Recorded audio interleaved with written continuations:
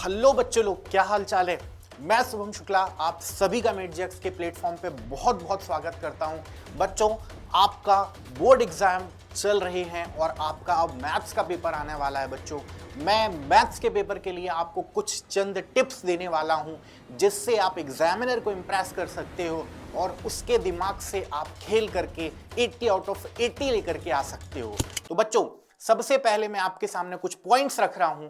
पहला पॉइंट है बच्चों, एग्जामिनर को हमेशा एक ब्लूप्रिंट दिया जाता है, एक वहां पर मार्किंग स्कीम दी जाती है जिसके अकॉर्डिंग ही वहां पर एग्जामिनर कॉपी चेक करता है। बच्चों, आप लोगों को सीबीएसई की वेबसाइट पर वो ब्लूप्रिंट या फिर वो मार्किंग स्कीम मिल जाएगी। आपको वो थोड़ा सा देख लेना है और उसके अकॉर्डिंग ही आप क्वेश्चंस के सॉल्यूशन लिखिए तो बहुत अच्छा होगा। ठीक है, तो पहली चीज आपको ध्यान रखना है कि वहां पर आपको मार्किंग स्कीम से फैमिलियर हो जाना है और एग्जामिनर के अकॉर्डिंगली ही आपको क्वेश्चंस के सॉल्यूशन बनाने हैं। आपको सॉल्यूशन उसके अकॉर्डिंग ही बनाना है। ऐसा नहीं है कि 1 मार्क का क्वेश्चन है तो आप वहां पर 3-4 लाइनें लिख रहे हैं। आपको 1 मार्क का क्वेश्चन है अगर, तो केवल ऑप्शनल क्वेश्चन होने वाले हैं 1 मार्क के, वहां केवल टिक कर देना, उनके सॉल्यूशन लिखने की रिक्वायरमेंट नहीं होगी। अगर 2 मार्क के क्वेश्चंस हैं तो आपको वहां पर इस चीज का ध्यान रखना है कि आप उसको 2-3 लाइन में खत्म कर दीजिए, बहुत ज्यादा एलेबोरेट करने की जरूरत नहीं है। और इस चीज का भी ध्यान रखना है कि अगर 5 मार्क का क्वेश्चन है तो आप उसके अकॉर्डिंग वहां पर उन चीजों को लिखें। बच्चों, दूसरा आपको इंपॉर्टेंट पॉइंट यहां पर ध्यान रखना है प्रेजेंटेशन का। प्रेजेंटेशन बहुत इंपॉर्टेंट रोल प्ले करता है। आपको इस चीज का ध्यान रखना है बच्चों कि आपके डायग्राम, आपकी राइटिंग एकदम कमाल के होने चाहिए जो एग्जामिनर के दिमाग में एक इंपैक्ट छोड़ दें और वहां से आप मार्क्स आराम से इजीली निकलवा सको। तो इस चीज का आपको ध्यान रखना है। आपकी राइटिंग स्किल, डायग्राम एकदम जबरदस्त होने चाहिए। फिर बच्चों, अगर मैं थर्ड पॉइंट की आपसे बात करूं तो थर्ड पॉइंट में आपको ध्यान रखना है यहां पर कि जो भी पर्टिकुलर आप क्वेश्चंस लिख रहे हो वो करेक्ट फॉर्मेट में होना चाहिए। जो भी मेथड्स आप लिख रहे हो वो मेथड्स आपके करेक्ट होने चाहिए।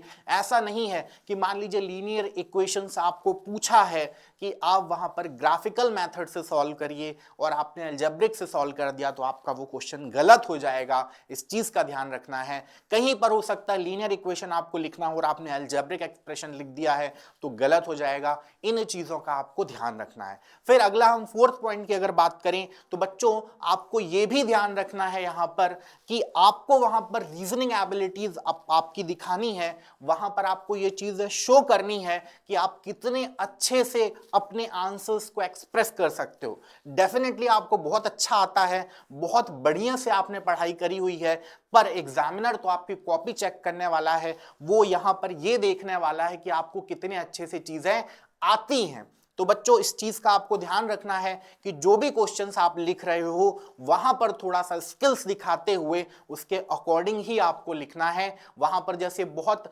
कॉम्प्लेक्स क्वेश्चंस हैं उनको बहुत सिंप्लीफाइड वे में आपके आराम से छोटे छोटे से स्टेप बना करके लिख दीजिए जिससे एग्जामिनर उसको आसानी से समझ सके। इसके बाद बच्चों, आपको यह भी ध्यान रखना है कि वहां पर जो भी आप नोटेशंस, मैथमेटिकल नोटेशंस जो भी यूज कर रहे हैं वो करेक्ट होने चाहिए। ऐसा नहीं है कि आपको डेसिमल फॉर्म लिखना है, डेसिमल फॉर्म की जगह आपने वहां पर फ्रैक्शनल फॉर्म लिख दिया है ना। तो ये छोटे छोटे से मैथमेटिकल फॉर्म्स जो होते हैं या फिर जो भी पर्टिकुलर मैथमेटिकल ऑपरेशंस हैं उनका आपको ध्यान रखना है, वहां पर ये गड़बड़ी नहीं करना है। ठीक है बच्चों।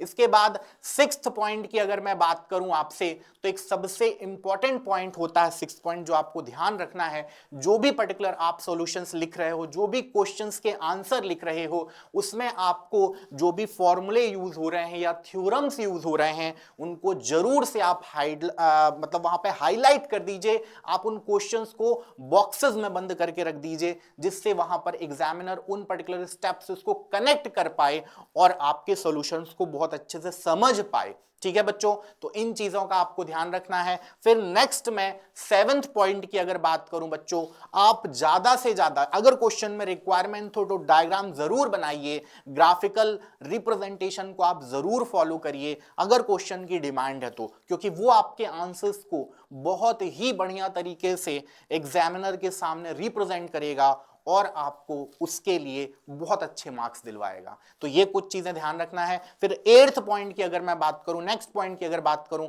तो बच्चों आपने पूरा पेपर कर लिया है, आपने बहुत अच्छे से आंसर्स लिख दिए हैं, आपने मार्क के अकॉर्डिंग पूरे आंसर्स लिखे हुए हैं, जितने आपको स्टेप्स लिखना था वैसे ही आपने स्टेप्स लिखे हैं। बट आपको इस चीज का भी ध्यान रखना है कि 3 घंटे का जो पेपर होगा उसमें कुछ टाइम जरूर आपको वहां पर बचाना है, और उस ड्यूरेशन में आपको एक बार वापस से कॉपी चेक करनी है और ये चेक करना है कि जो भी फॉर्मूले आपने यूज करे हैं वो करेक्ट है या नहीं, जो भी चीजें आपने लिखी हैं वो करेक्ट है या नहीं है, या फिर आपको ये भी चेक करना है कि कोई ऐसा क्वेश्चन तो नहीं रह गया है जो मैंने छोड़ दिया है।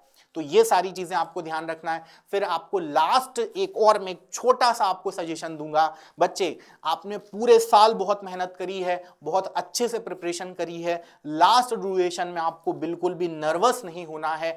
आपको ये ध्यान रखना, अपने आप को पॉजिटिव रखना है, काम रखना है, बहुत अच्छे से पेपर देना है, और हड़बड़ी में क्वेश्चंस गलत होने के चांसेस होते हैं, तो एकदम हड़बड़ी नहीं करना है, आराम से पेपर दीजिए और बच्चों आराम से जबरदस्त मार्क्स लेकर के आइए, 80 आउट ऑफ 80 लेकर के आइए। तो चलिए, थैंक यू सो मच बच्चों, बाय बाय, मिलते हैं नेक्स्ट वीडियो में।